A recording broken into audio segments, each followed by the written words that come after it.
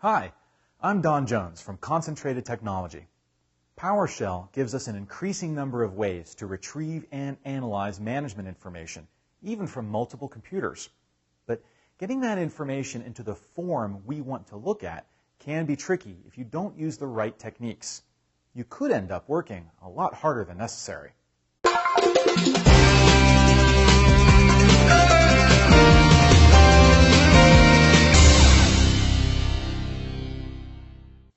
You probably know that Windows PowerShell has some powerful formatting features that help you make your data look presentable and sensible.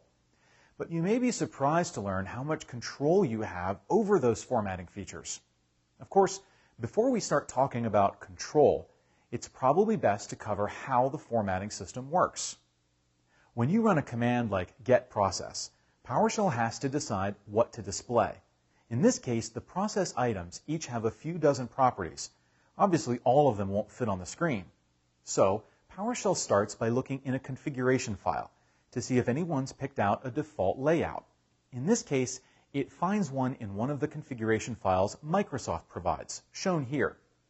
This governs the columns that PowerShell displays and specifies column widths and a table style layout. Of course, Microsoft didn't come up with a default layout for every possible type of item. In other cases, Microsoft just picked out a default set of attributes to display, and it lets PowerShell decide on an appropriate layout. For example, this command generates these 6 lines of output. The item being displayed has more attributes than these, but these are defined in another Microsoft-supplied configuration file as being the ones displayed by default. When given more than 5 attributes, PowerShell always displays the information in a list. With fewer columns, it could use a table.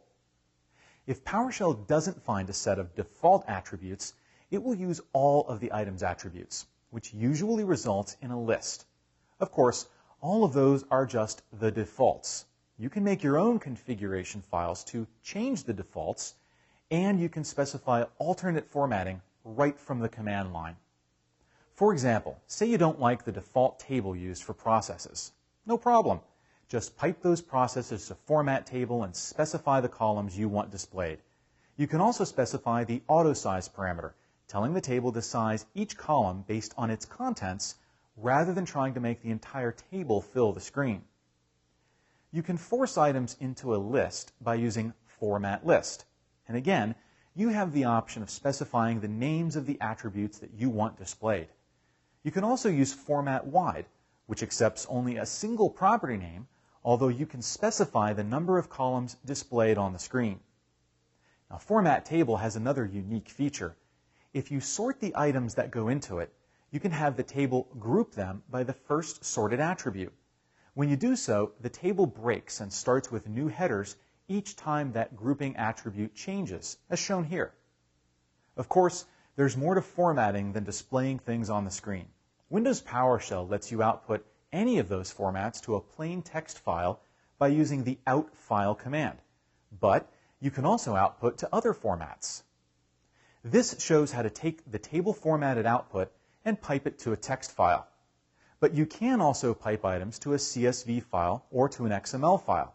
You can even convert items into an HTML table and output that HTML to a file. Note, however, that none of these scenarios utilized a format command. Once you use a format command in the pipeline, you need to let the format go either to the screen or to one of the out commands, such as out file or out printer.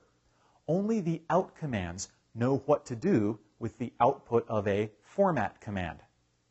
PowerShell has great options for retrieving data, and now you've got a head start on getting that data into the right screen display, printed report, or data file for other uses. Thanks for joining me. I'm Don Jones, and I'll see you online at Concentrated Technology for more tips on Windows PowerShell and other Windows administrative technologies.